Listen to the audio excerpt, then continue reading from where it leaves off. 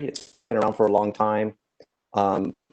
Before we had the capabilities of large-scale data storage, digital data storage, and processing, a lot of the methods for artificial intelligence were rule-based systems where you try to capture the knowledge of a human being and into a set of rules. And it was largely a discipline in computer science. Machine learning is a term, a subset of AI, where the method is really to use large amounts of data to extract patterns and to make progress towards the goals of AI, but through finding patterns in data. And so that is a field which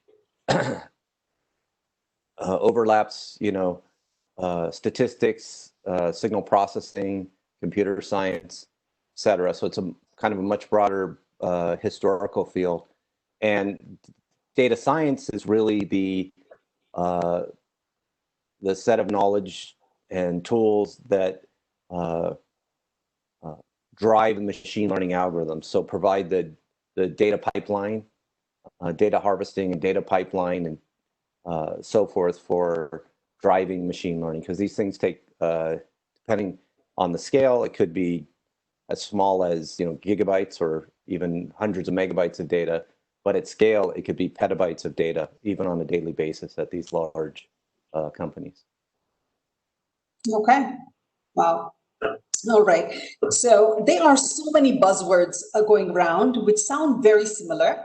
For example, big data and data science. How do those two relate to each other? Also, deep learning and machine learning. What is the difference? So to me, big data and data science maybe are a little synonymous. One, big data maybe being more of an industry buzzword, and data science is usually associated with maybe academic programs, but they both deal with this issue, this whole engineering discipline of managing data. And then, as I mentioned, machine learning is basically learning from patterns in data, and deep learning is specifically using neural networks for machine learning. And in particular, the deep learning just means a lot of layers in neural networks. So deep learning is currently one of the most powerful and popular tools in machine learning. It's one of the drivers right now. Okay, thank you. So Keith, the next question is to you as well. What do you think are some of the cool applications of machine learning? Well, many of the things that we all find are pretty cool right now that we see and are amazed by with our gadgets and technology are driven by machine learning techniques. So everything from your grammar correctors and spell checkers to your ability to talk to your cell phone and unlock your cell phone with your face, your Google search.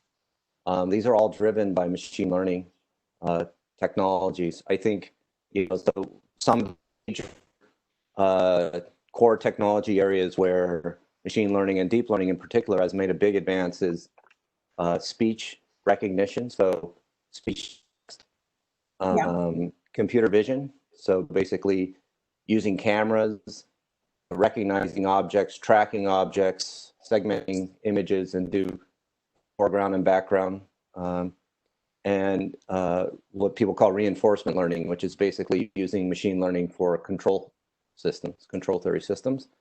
And that has applications to autonomy, self-driving cars, et cetera. And then, one of the other big areas that is really kind of driving a lot of the limits of scale right now is natural language processing. So getting machines to be able to understand the nuances of languages and to be able to interact with humans in a very natural way using natural language. Those are the major ones. That's amazing. Ranjit, what about you? Which are the applications in machine learning that you think are very cool? So, as Keith said, right, machine learning is about pattern matching, and like he said, it's a mix of statistics and computer science and a variety of other fields. Falls under the umbrella of artificial intelligence. So everything that we see around us is an application of that data, which is why in the industry we call it big data. the focus is more on the big version of it. I think in academia, it's about the data science part of it. And they both kind of work together. Big is defined by velocity, variety, and volume. Facebook has a lot of volume, it has a lot of variety, and it has a lot of velocity as well. So, finding new friends, finding friends that you haven't met for 15 years from school, when the backend systems mine and they find the pattern of, okay, these are the people you went to school with and there's other people. It could be you could write an algorithm for that, but it can also be done through machine learning in a probabilistic manner. So, something as simple as that, the cars that run around, when Tesla is trying to do fully, the autopilot, the machine learning out there involves image processing. That's where the deep signals background that the WE program has would come into account, right? So the fact that Tesla can drive around, other people can catch up to them. It's all a function of machine learning, depending on a lot of data and training. So those are the cool areas that we're seeing right now. Yeah. Fantastic. That's really, really interesting and exciting. So the next question again is for Keith. With faster computers and now even quantum computers, how is the field of machine learning impacted? Sure. I think, one of the key components, the reason we have machine learning at scale the way we do now is entirely due to computing. So the big revolution associated with big data and machine learning is really about computing at scale and data storage at scale. And that trend continues. Most of this work gets done in data centers. And for the large, say, deep learning networks, the training and much of even the post-training inference is done in the cloud and oftentimes on GPUs or other general purpose computing solutions that have a lot of accelerators for, say, matrix multiplications and dot products, like GPUs, or Google has specific chips for that, TPUs, they call them. One of the, I guess, on the forefront of that is, so basically, the more data you have, the more computation you have, the more powerful these algorithms are going to get. And to the extent that Moore's law is still holding, which it's debatable whether it is or not, we will continue to ride that trend. Right now, one of the trends in hardware is really application-specific hardware for machine learning, which is part of my research area. And what drives that is energy consumption in the cloud and the desire to do a lot of this processing on edge devices, like on your cell phone or on IoT devices, maybe a camera that built into the camera's ability to recognize people and track people and so forth right into the camera. And to do that on the edge device, you want better energy efficiency. You want to milk as much as you can out of the actual silicon. And so that means building things that are much more application specific than a general, ARM processor or something like that. So you already see these things in the later iPhones. The A12 chip has what they call a neural engine. And you're seeing a lot of activity in the startup space where people are trying to build application-specific neural processors and other related machine learning accelerators. Thank you. Ranjit, what about you? Do you have anything to add to that? Unfortunately, I think Keith has covered most of what I would have said, yeah. That's fine, but that's, yeah, well, he's a faculty member, right? So, all right. So, so this question is just something that I as I was doing my research about the questions, I just noticed that there was a lot of debate on Google about the future of data science and arguing both ways. So maybe Ranjit, you can comment on that. Sure. So, data science, I think one way to look at data science is that it's here to stay. That's the side that I'm on. Everybody carries a smartphone. Even people who are, economically not very well off, they do have a smartphone. It may not be the top end Samsung or the top end Apple, but they do have a smartphone. Each of these phones has a lot of sensors that's generating data, right? About where they went shopping, where they went jogging, what is their health. So in a sense, everybody's generating data that's now being captured. Data science or big data is not going to go anywhere. And therefore, machine learning is not going to go anywhere, into oblivion, right? The other way to look at machine learning and data science and big data is what is the level at which you're working? Do you have 20 years of experience in this field? Maybe you grew the field, maybe you grew with the field. And so, you might be a very senior technical architect at a very large corporation. You might be somewhere down the chain a little bit where you're one of the key people designing one of the key algorithms in a certain area. You could be lower down the chain from there. None of these jobs are going to go away because data is here to stay. Like, people say data is the new oil, right? So data is here to stay. For those from India, this is the reason why the Ambani venture is raising so much money from corporations around the world, is because everybody wants access to how Indians are going to be using the data from the Indian populace, right? That's This is what. the geo thing? Yes, yeah. The Okay. reason why the geo company or the services are being valued so highly, and people are putting in billions of dollars. It's not that they're investing in geo per se or in Ambani per se. What they're investing in is the access to the data for what the Indians are going to do. So that out there is the reason why this field will never go away, right? So. Perfect. Thank you. What about you, Keith? Do you have anything to add to that?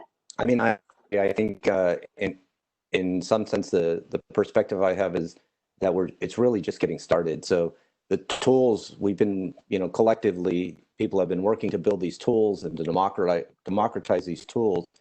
And I think really we haven't had a chance to fully explore all the creative applications of it. So I think really we're just getting started in this field. Fantastic.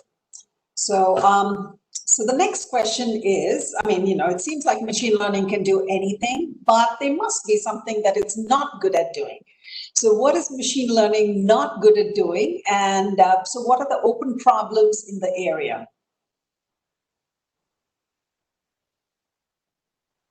For Keith, I'm sorry, this is for you, yes. Okay. Well, we started by talking about AI versus machine learning, and really all of the activity, 99% of the activity right now in AI is really machine learning. And so in some sense, if you want to be critical of the field, it's doing remarkable things, but at the end of the day, all it's really doing is the equivalent of curve fitting and pattern matching.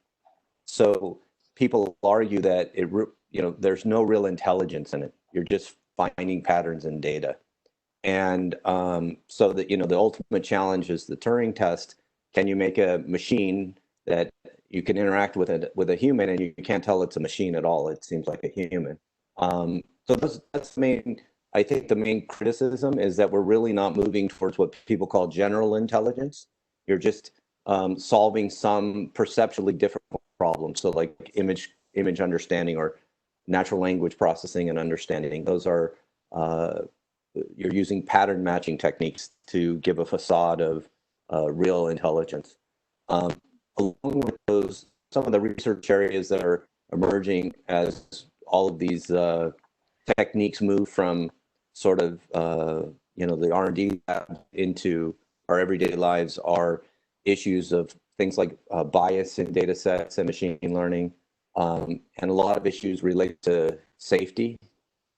As you can imagine, if you start letting your cars drive themselves around the city using cameras and LiDAR and so forth, we really don't understand when you train one of these large neural networks, they work remarkably well, but when they don't work, it's very difficult to interpret what's going on inside the black box. And so interpretability, there are also attacks against neural networks, adversarial attacks, where you can essentially fool them in a systematic manner. So people want to understand, how can you fool neural networks? How can you design neural networks which are difficult to fool, and how can you put a neural network into a data-driven control loop and still ensure some guarantee of safety? So those and there are related problems, societal problems of privacy and security and those sorts of things as well. Yeah. So we're also very interested in machine learning from distributed data sets where you can preserve privacy. So for example, you want to do a medical study and you want to get medical records from 15 different hospitals without cross-contaminating privacy issues across hospitals. So that's another big research area right now. Wow. Okay. Thank you, Keith. All of them sound really interesting. Sudha, I wanted to say something. Sure, go ahead. To add to what Keith was saying, right? It's the problem with this field is that right now, as it stands, like Keith was saying, it's more artificial and less intelligence in terms of what humans think of as intelligence, right? So it's the perception or the facade of intelligence, and we're getting to at some point in the near or distant future, we'll get to artificial general intelligence.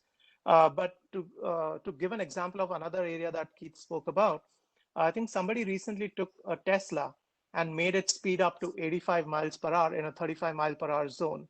And it's not that they replaced the sign with an 85 mile per hour sign, but they added a horizontal line in between where it was no longer the 35-3 could not be recognized as a 3, but the interpretation of the modified 3 looked like an 8 to the machine. And that's an example of the interpretability problem. You don't know what's happening inside the black box. You put a 3 in, you get a 3 out. But you put a 3 with a dash through it, you suddenly get an 8 out, and your car speeds up to 85 miles per hour. So, those are the kinds of problems that, as it becomes pervasive in our life, these are the kinds of problems that we are beginning to run into or see. Right. Wow. That's amazing. That's very interesting. So we're going to now move on from the questions about the field to go to, we actually have a lot of questions from students about how to prepare for a career in machine learning and data science. So we'll move on to those type of questions now. So the first one is for you, Keith.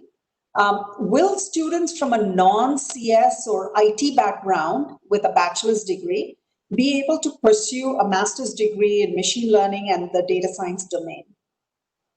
Sure. I think just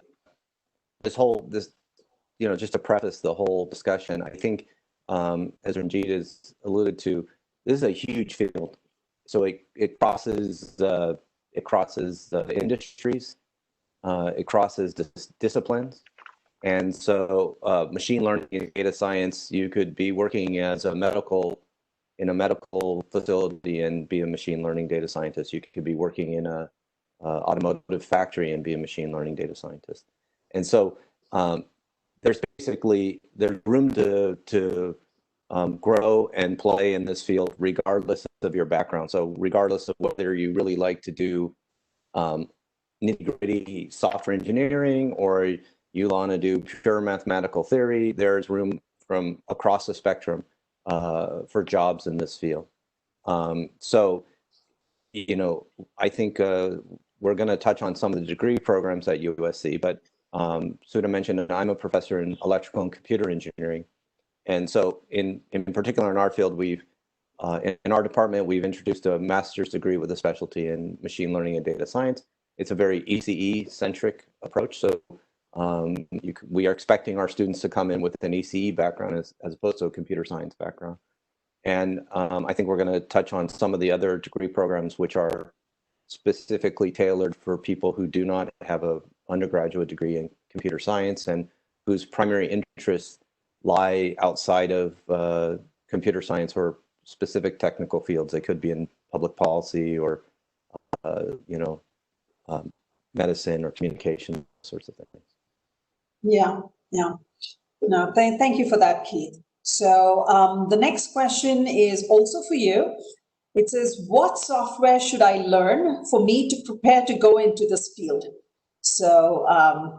Okay, I'll touch on that, but then I think Ranjit's going to have a much better perspective from industry. I'm going to ask him next. Yeah. So, I mean, coming from an ECE, I think one of the challenges for us of developing our program is a lot of the ECE undergraduate programs emphasize, which I think is a good thing, they emphasize concepts and mathematical concepts. And they use computing, but I don't think we embrace it to the degree that we should embrace it in our undergraduate program. So our master's program and our undergraduate program at USC, we've really been revamping to push more and more computational thinking in parallel to this conceptual thinking. So I don't think you can ever be too good at programming, be too good with computers, be too comfortable with solving problems algorithmically. You just can't do it. So the answer is infinite, as many as you can. But I think if you're going to start learning one programming language, it'd be Python to get started. All of the machine learning frameworks are Python driven. I think understanding a structured compiled language like C++ is also a big positive.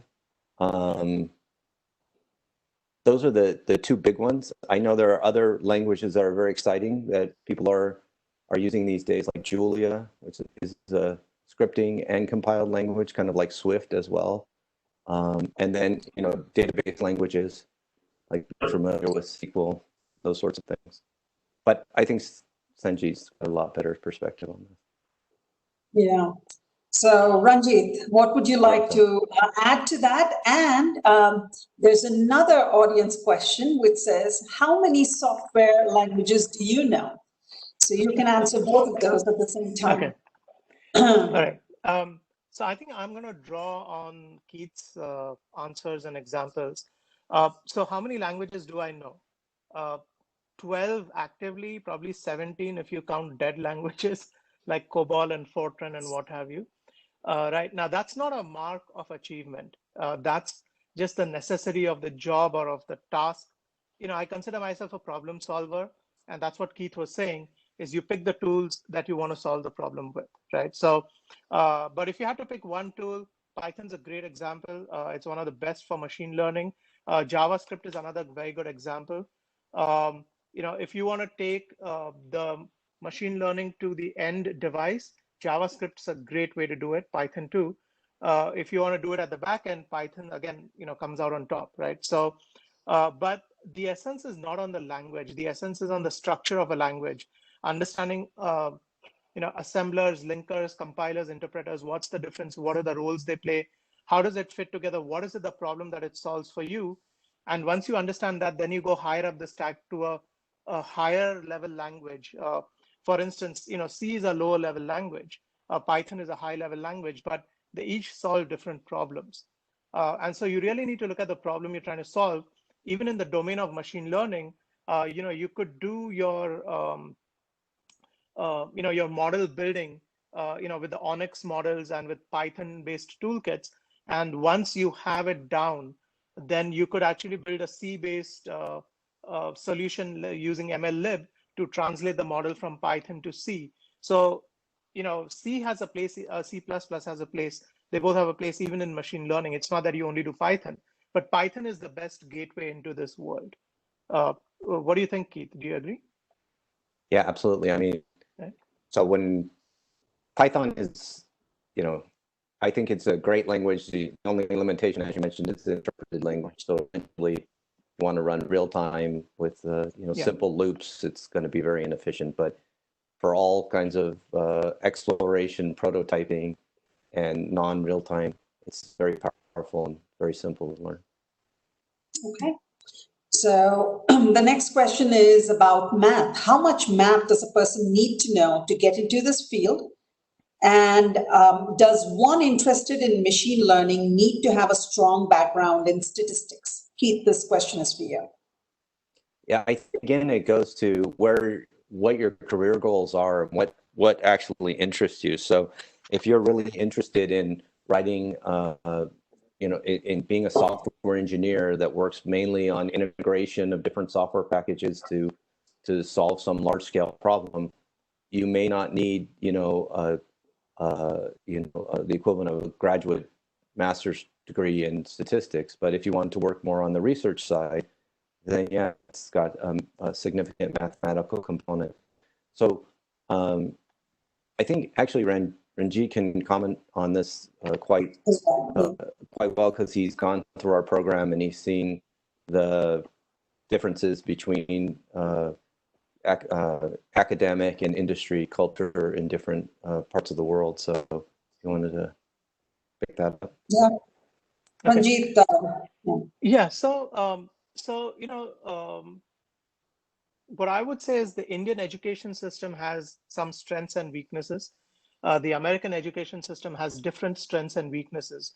If you really want to, so you're already, for most of the students on this call who are from the Indian education system, you're already invested in the Indian education system and you have imbibed those strengths and weaknesses. You need to move on and absorb the American strengths from the American education system. A part of that is moving from a fixed mindset to a growth mindset, right? So I see questions about, which language should I learn? Please help me understand from scratch, how do I succeed in this field, right? So that's a fixed mindset that, I can only take one path to only one goal in life. And really what you want to adopt is a growth mindset, which is that, like Keith said, you need to have a long-term goal of where you want to be, but there are multiple ways to get there. And one of the best ways to get there would be, to engage with USC, right? One of the reasons why I kind of learned a lot at USC is, it's a school, it's a great school, but it's also in a big metropolis. A lot of people with a variety of backgrounds come to the school, and they themselves have a lot of different requirements, right? That's why you have so many programs at USC. Somebody comes with a communication background, they're a journalist, but they want to know how to use data science, right? So they may have a different program to cater to them. Somebody comes in who is working 9 to 5 and they need an evening program. So that's why you see so many programs at USC. The flip side is, another side of it is that you also get to meet a lot of these people. And that's actually where I experienced a lot of kind of a growth mindset approach in my mind. It was not necessarily known as a growth mindset then, or at least I didn't know that's what it was. But I knew there was something great about the American schooling that I did not experience in my Indian schooling, right? Again, that's not to say that the Indian schooling doesn't have something good. It does, right? It does. It's an extremely strong science and technology, mathematics-based program. Coming back to the question about math and physics and chemistry, you need to have your fundamentals right. You really don't need physics and chem, I guess, in this field per se, but your approach towards first principles must be strong. Because if you do not have a strong approach towards first principles and building on top of that, that would be a problem, in any field that you get into. It doesn't matter which field you're in. You need to aim to be the best, and you need to always build on first principles. So it's not about a language, it's about understanding the first principles of language. It's not about a specific area of mathematics, it's about understanding the relationships in general within mathematics, how things work, how is it all put together? Because that's, that finding the relationships between items and building on top of that, those are the real underlying skills that will get you ahead in any field, right? So that's what I would say. Fantastic. That's a great answer. I just wanted to follow up on that. A lot of times the students in our classes, in our master's program in particular, international students, they want to know, what are employers looking for? What is do they want to know Java? Should I know Java? Should I know C++? Or what should I know to get a job? And I'd be interested on Ranjit's feedback on this as well. But I've been in a lot of post-interview meetings. The number one thing that employers are looking for, especially for a fresh graduate, is somebody who can figure things out on their own, actually, and understand things on their own and learn new things on their own. Because usually the discussion goes something like, this person is quite smart. I can tell they're smart and capable. I just don't know if it's going to take more of my time to kind of mentor them than it would for me just to not have them around. And so there's always a discussion like, and someone who they say, well, I'm pretty sure this person is not only bright, but they could come in and I could give them just a little bit of direction, point them in the right direction, I think they can go figure things out on their own. That's a huge win. And that's part of this growth mindset that Ranjit was mentioning. Yeah, no, I agree. I agree. I think people are hiring because there are problems to be solved. So you need to be a problem solver. That's basically, I think, what Keith is saying, right? So, yeah. So the next question is a higher degree really essential to building a career in data science, or will a bachelor's degree suffice? So I guess I want to ask both Keith and Ranjit, but Ranjit, maybe you can go ahead. Do you think a master's or a PhD is essential to be in this particular area? I think a master's is essential. Like I said, like we discussed just now, I think we've come to an agreement that yes, problems have to be solved. That's why companies are hiring. They need problem solvers, and like we said, problem solving must be built on first principles. There are two aspects to it. One is from a technology perspective, you need to imbibe those first principles. The master's programs are a great way to do that. The other thing is, if you're an American, well, you're already an American, but if you're an Indian like me, coming to the United States as a student, it's a different culture. And if your eventual goal is a job, you still need to fit in. You can be an Indian in the United States, but you still need to fit in the way that you don't need to become an American, but you need to understand what the United States is about. And I think the master's program is a great way not to build just your first principles and build your skill set towards that, but it gave me the time to understand what makes America click. What are the opportunities that it offers, right?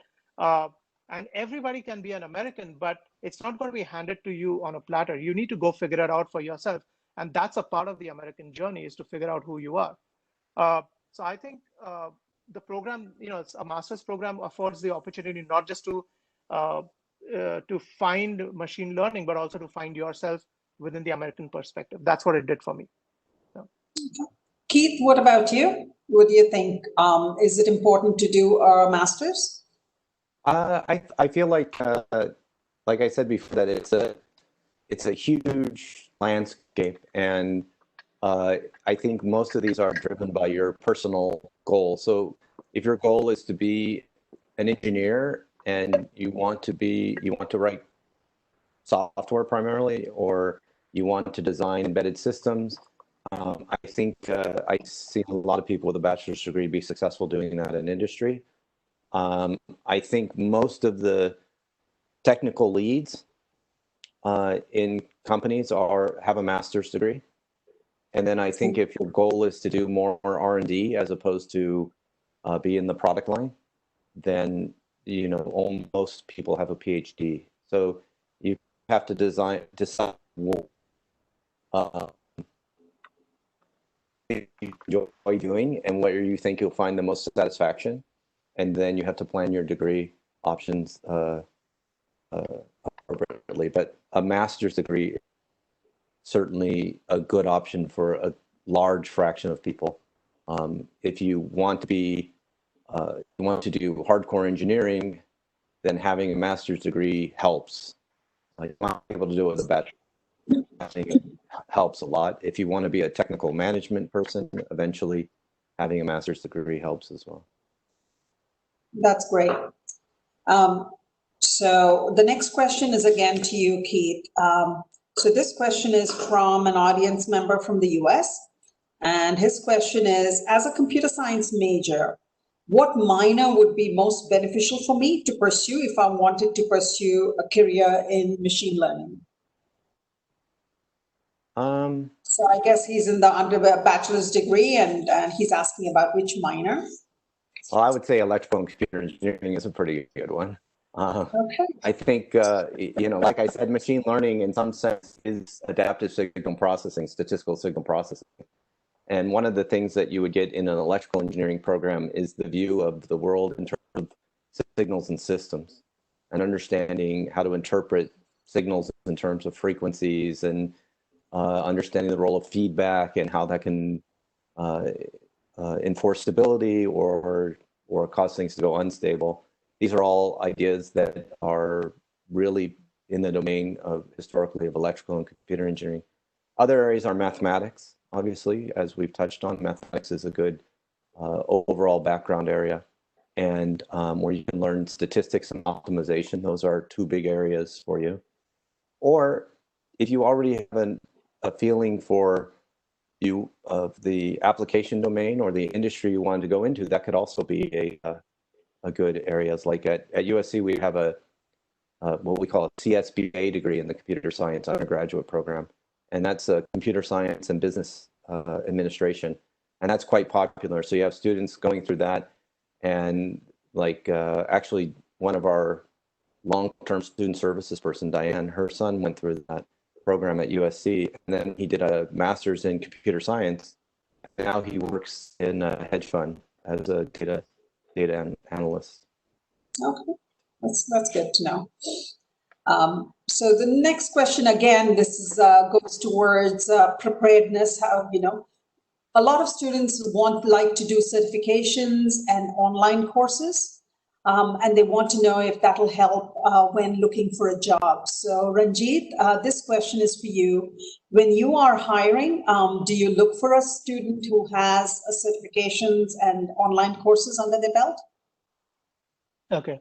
I'm sure it's good to have the online certification and stuff, but what we're looking for are problem solvers, right? And like I said, first principles. So having a university course, versus having an online, from one of the free things,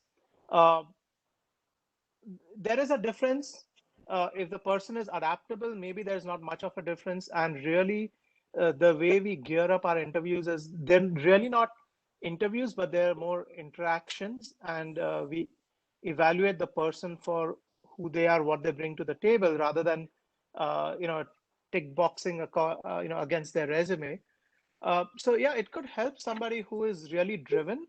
But my guess is that the field has a lot of gray areas in it, especially there's a lot of people claiming a lot of expertise. If I were at that phase, I would go to somebody like a USC and, get a certified program, because I know what I'm doing. You could go somewhere else and you could do all the homework yourself. And yeah, that could work. But if you ask me, that's not the way I would do it. Right? So Yeah, when so we're it's looking for a possible job, that if a person, it's possible that if a person does certifications and online courses, they could present themselves better in an interview, perhaps. Yeah. So I would just say that, the next question, go almost ahead. anyone you interview has 5 Coursera courses on resume, and I've seen very little correlation between the courses and the actual knowledge base. And I think we live in a time when if you're hyper motivated and hyper self-disciplined and everything is out there for you, so you can learn anything you want. You can become a problem solver without a university. I mean, even though I work at a university, I'm saying that. But there's something about the structured environment of a university classroom where you have classmates from all over the world going through the same experience. You have the ability to interact with teaching assistants and faculty.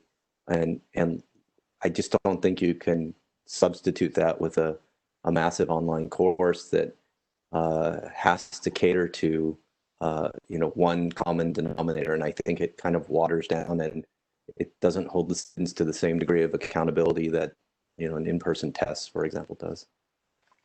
Yeah, I agree. Yeah. Ranjit, the next question is for you. Which are the major companies that hire machine learning freshers and also data science freshers? Just if you can just name a few companies. Yeah. Well, for sure, Apple is building their their own cloud now.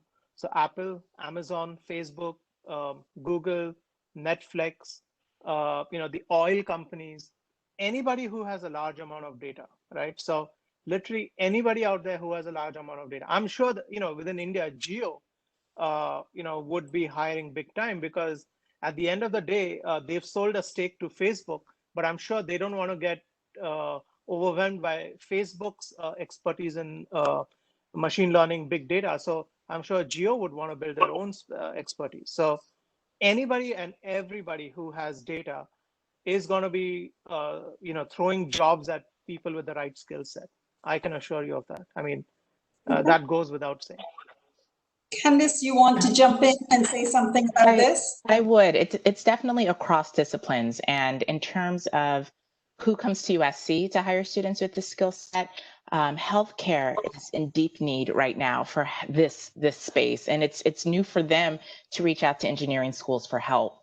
So healthcare, I would say, in the US is a big player right now in trying to find students with this skill set.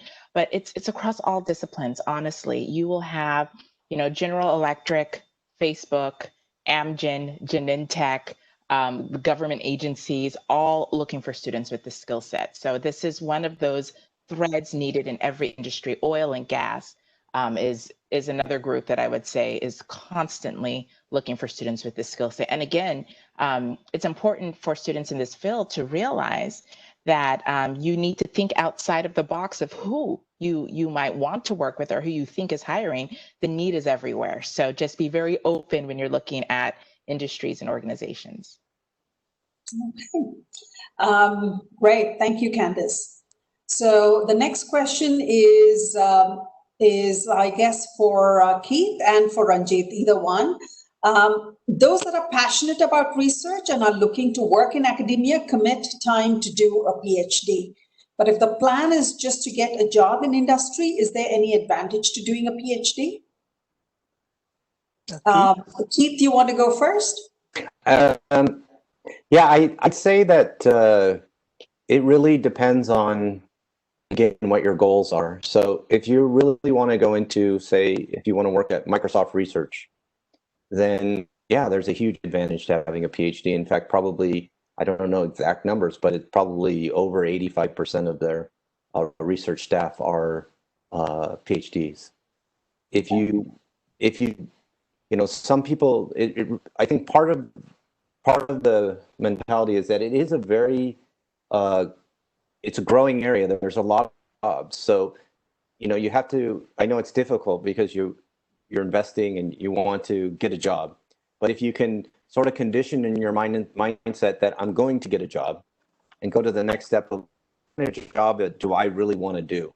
And for some of you, that might mean I want to work on ideas and research that maybe will never see the light of day, or maybe they won't see the light of day in my lifetime, or maybe it's going to be 10 years after I finish this. It maybe in some form impacts a product.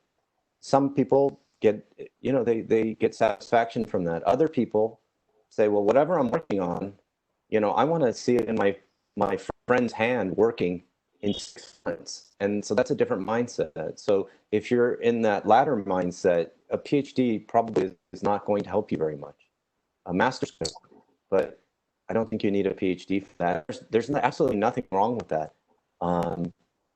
It's just that, typically a PhD is not necessarily the profile for that, because even in academia, in your grad school, you're trained to kind of beat a problem into the ground, detail and detail and detail and detail. And that mindset doesn't always line up with solving practical problems under tight budgetary and time constraints.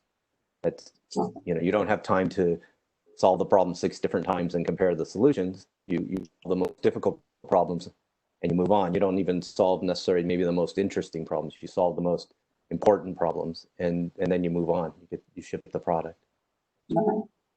Yeah, that's fine. Ranjit, do you have anything to add to that? Yeah.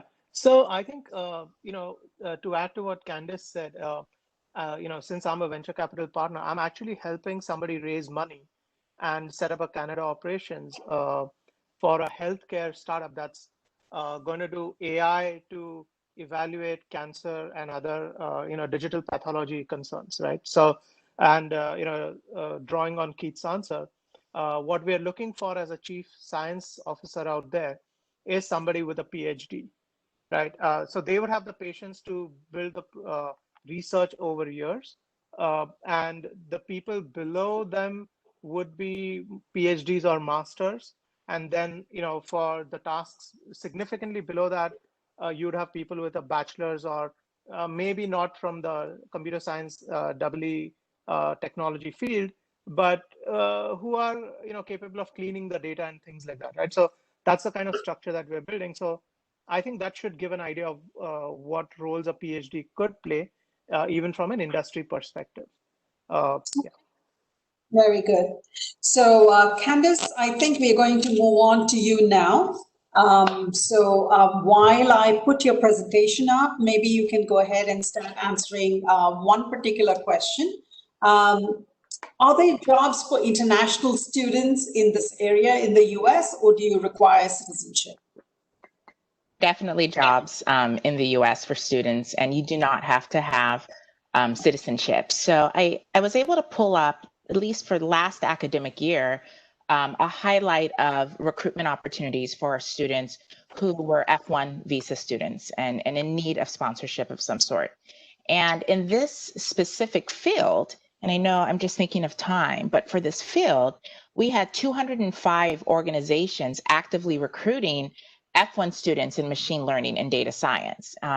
There were 130 job postings that were open to students from all backgrounds. And by backgrounds, meaning F1 students. 67 of those companies attended the Career Expo, which is our large career fair. And 40 of these organizations hosted evening information sessions, which is a time for you to be able to network. So there was a high need, and there were definitely opportunities for the students to be hired for internships or full-time upon graduation. Okay. All right. What kind of, well, before I do that, what advice would you give to students as they are looking for internships or jobs? What is it that you'd like to tell students? I think some quick advice, and it's piggybacking a bit off of some of the feedback that Ranjit and Keith shared earlier, is you might not want to focus as much on the tools, but on your ability to problem solve. Software packages, tools change all the time. And while you're working in your lifetime with an organization, it's going to change. So it may be Python. It's been Python for quite some time. But in 20 years, when you're with an organization, it might be something very different. So your ability to speak to how you will work through those challenges is really important. And having those conversations is part of the recruitment process. It's part of the US corporate culture of recruitment. So learning how to network, how to share your thought process, how to make yourself stand out amongst other USC engineers and engineers across the world. And so there are a number of events and workshops that students who go to USC should start to participate in as soon as they begin classes. So don't wait until you're eligible for internship and curricular practical training. Don't wait until the spring before you graduate and you're looking to figure out what you're going to do with a full-time opportunity. There's so many nuances in the process, and there's a full team within the School of Engineering to help you. So I recommend do a lot more than a fair. The career fair is not how most of our students find jobs. It's a branding opportunity for a lot of organizations. It's a great way to practice having those conversations, but learn a little bit more about how to present yourself, how to present your skill set, how to think about your coursework and your academic projects as to how they would relate in the working environment. So all of those are the types of events and signature workshops. Anytime you can get in front of a company, so that means going to an information session, if there are coding challenges, if there are product and service showcases, go there, ask questions, be engaged, have one-on-one conversations later on. Always have a very well-polished resume and CV. It's interesting because we've backed away from resume and CVs around a decade ago, and everybody was going just to LinkedIn. Now, a number of our large companies have said, students don't carry CVs and resumes with them, and it's your business card. And they might not want to give you, a recruiter might not be able to give a whole room of students their contact information, but having your calling card, your strong CV and resume is important. So how does this work? What is this process?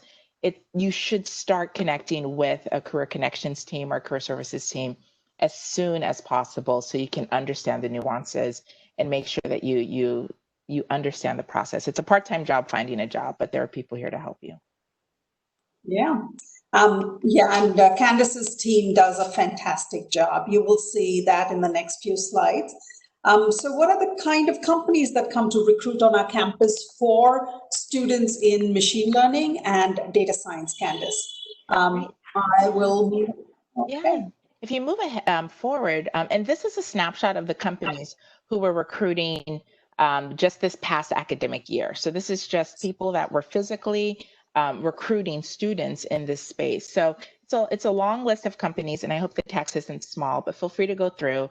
And you'll see that it's everywhere. I mean, Ernst & Young, Farmers Insurance, I mean, every type of industry is looking for students with this skill set and with degrees in this background. So you can see that, again, we had 205 companies actively recruiting on the campus for students. That's not, that's a good number looking for our students who are F1 students. Candace, this list is very impressive. This is huge. And all of these organizations have a relationship with our team in the university. And so they come to campus. I think being in Los Angeles definitely gives us a bit of an edge because a lot of business happens there.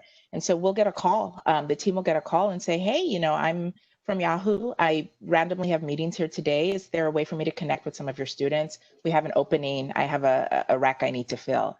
And just physically being in Los Angeles helps us to have that connection. So we have a lot of drop-ins from amazing companies as well, and it's something that our students definitely get to benefit from. Right. So yeah, that was one of the questions that I had was, does the location of a university play a role in the kind of opportunities for internships and jobs that students get? It does. Face-to-face recruitment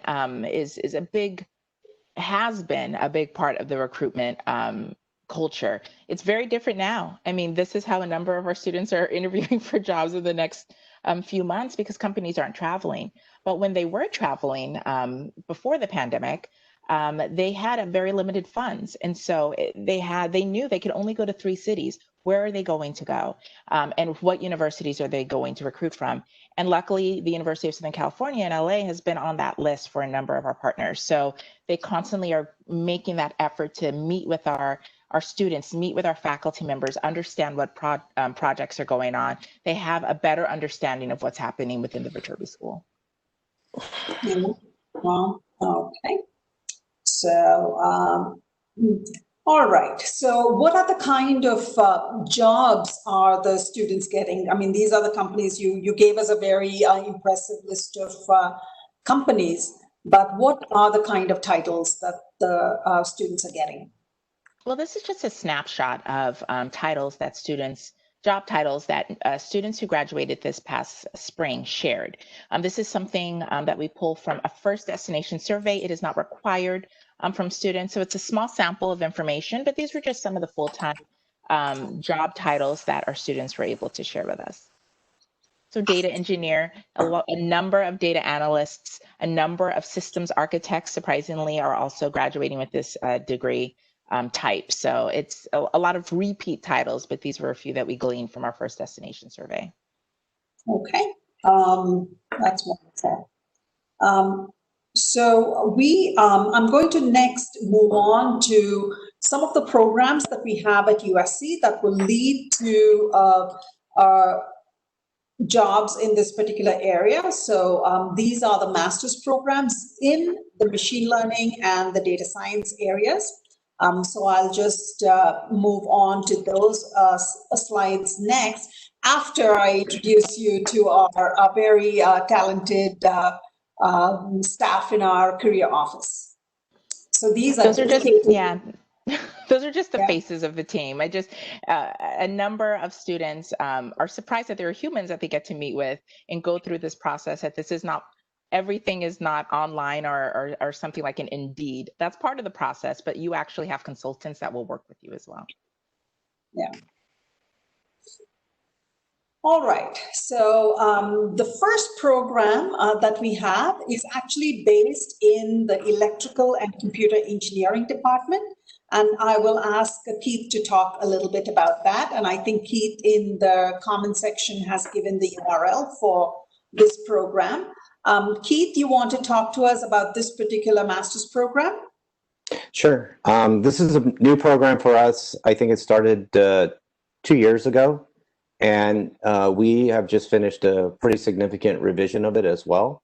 I pasted into the chat the current program definition. The revision to this, which should go into effect in fall of 21, yeah, is involves adding more sort of CSE type of material. So 2 classes in software engineering, one that's to say compiled language, C++, algorithms and complexity and data structures and that sort of thing. And then another one that's focused on backend, cloud computing, virtualization, those sorts of things. And then there's a class that I've introduced that I've taught for the last couple of years in deep learning. And so we're splitting that into two-unit classes, one focused more on the mechanics and getting all of our students up to speed on Python and Bash and AWS and GPUs and PyTorch, and TensorFlow and so forth. And then a second one that's later in the program that is mostly a project-focused class. And we've upgraded our machine learning classes to 4 units. So it's overall, it's going to bump to 32 units. And really the emphasis is on tying together traditional core signal processing and mathematics associated with ECE with hands-on practical competency in the computing tools that are necessary to succeed in industry. One thing to note is that it is getting very difficult for non-CS majors to get into the computer science department for the programs that they have. So we started this program to address a need among a lot of students with a non-CS background to get into the areas that they wanted to work on, which would be machine learning and data science. So it's been a fairly successful program so far. The next program is MS in computer science. So this falls within the computer science department. It's meant for students with a CS background, and it focuses on data science, right? We also have an entire range of applied data science courses that are in that came about in response to the kind of needs that Candace was talking about, say in the medical area or in the communication area and so on. So we have a MS in communication area. That one is with Annenberg School of Communications. There's a MS in healthcare data science, which is a joint program with our Keck School of Medicine. Candace, if you want to jump in at any point to talk about the kind of jobs that each of these will get, the students will get, you can talk about that. Communication. Hey, Sudha. Yeah. Sorry, Candace. Can you go back to the healthcare one?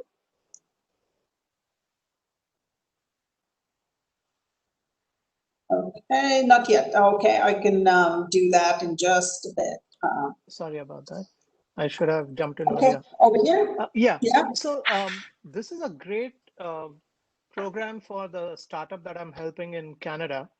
How do we hire, or how do we get in touch with people to hire, graduates from this? Yeah, from well, this get in touch with Candace, and she will get you in touch with.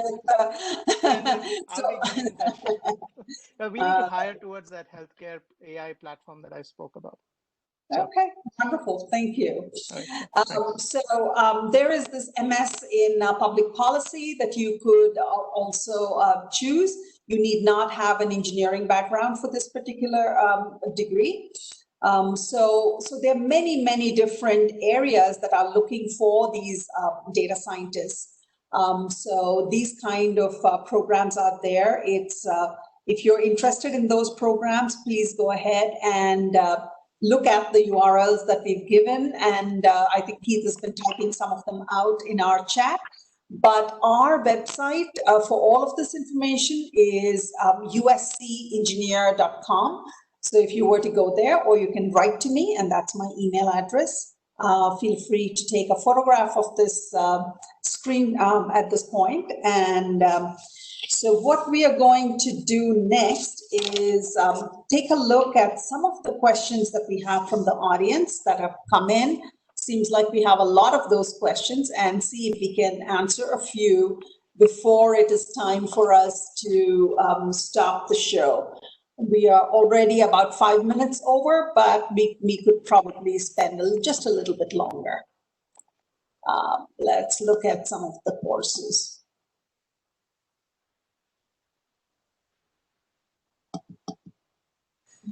I think many of them have been answered. One of the more recent ones that wasn't answered was about job placement of students with a master's in data science, computer science, data science, I assume, versus just the vanilla computer science. So, all right. So Candace, maybe you can answer that. What is the difference between the kind of jobs that students are getting with the ECE, MS in machine learning and data science versus the computer science one?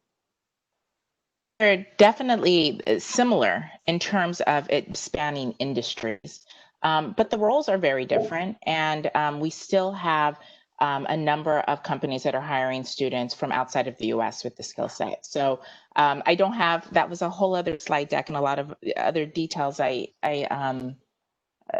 yes, it's happening. I would say the big similarity is it's not one type of company or one type of industry that's hiring for students with that background.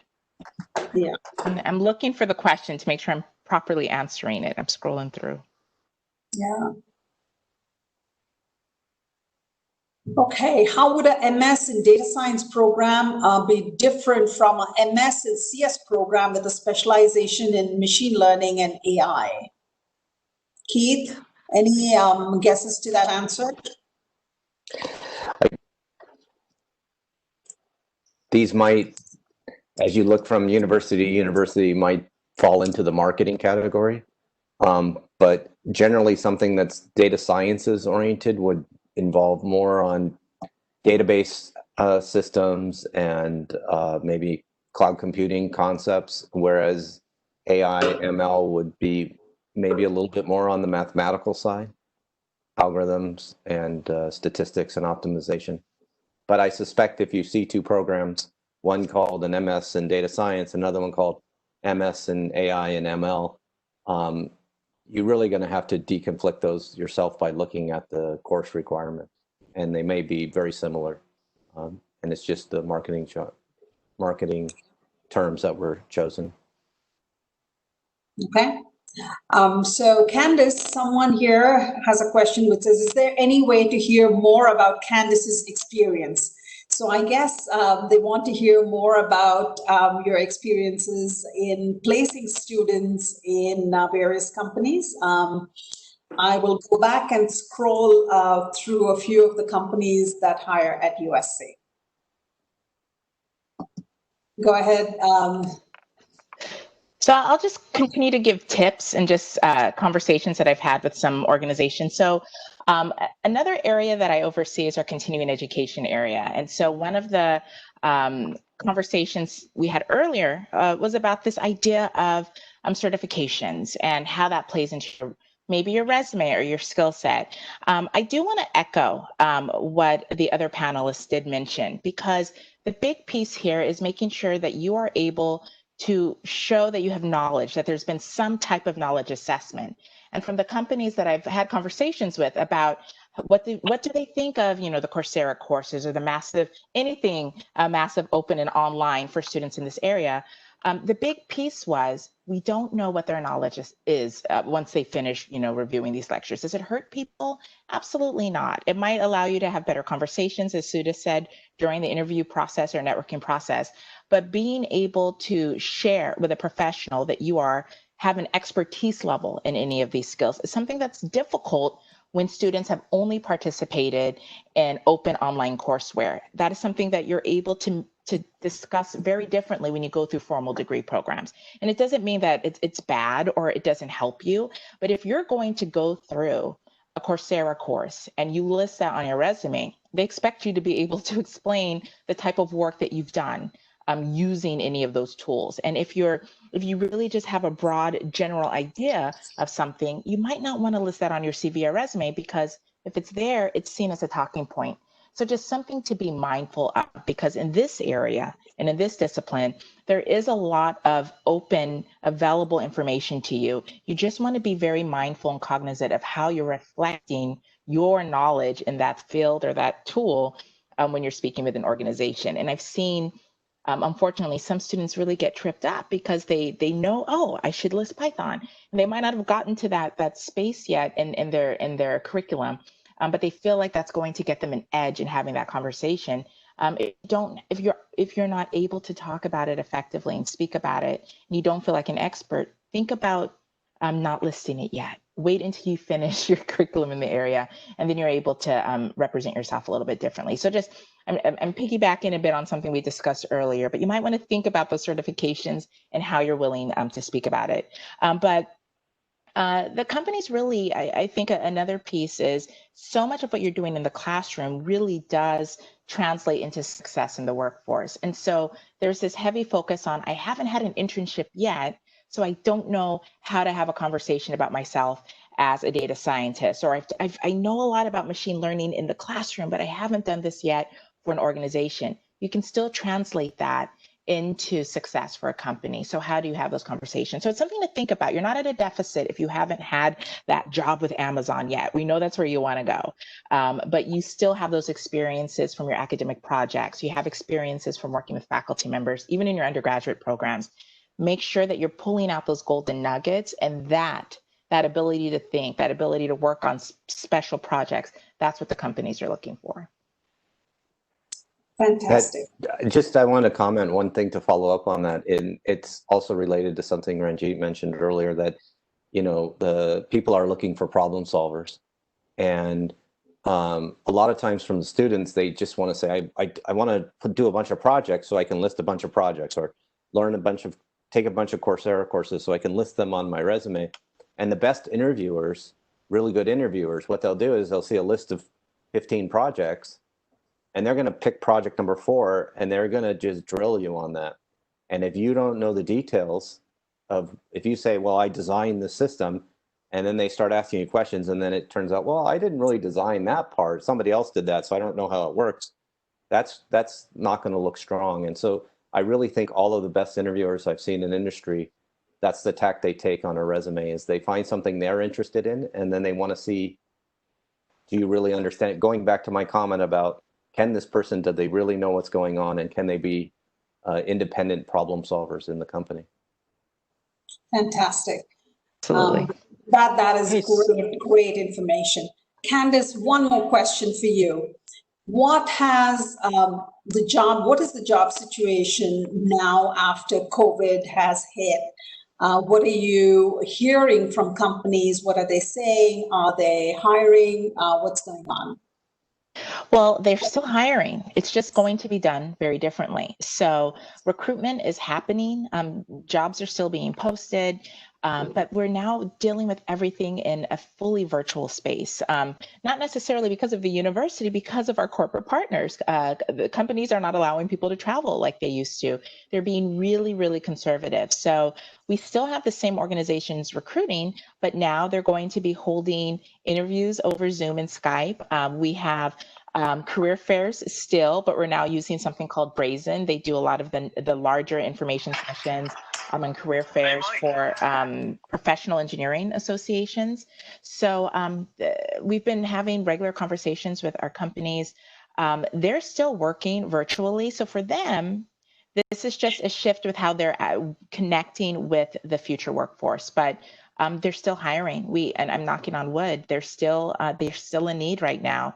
The pandemic and university kind of shut down in March. And so students were getting ready for all of their summer internships. And we still had around 1,000 students participating in summer internships as F1 students. I mean, these were students that were going through the CPT process. They were working fully virtually on virtual projects. So their communication skill set, I actually would have to say the students said it was different because they had to get used to meeting with someone and working with them in a fully virtual environment, teams that they never met in person, but they're still getting all of their projects done and they're still getting that experience. So we haven't seen a change other than how people are connecting and how they're working.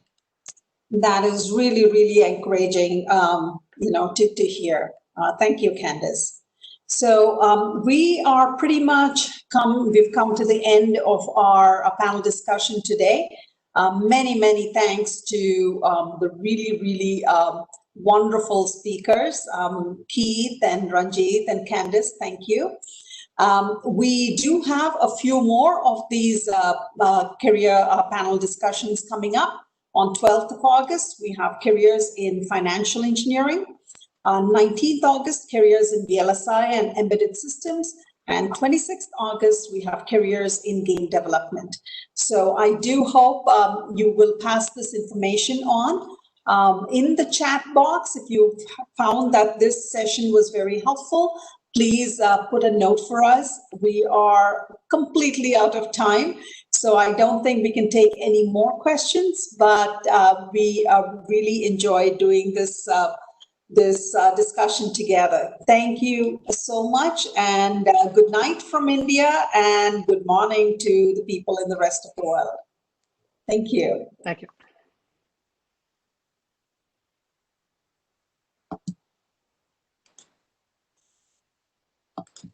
Thank you, Keith. Good night.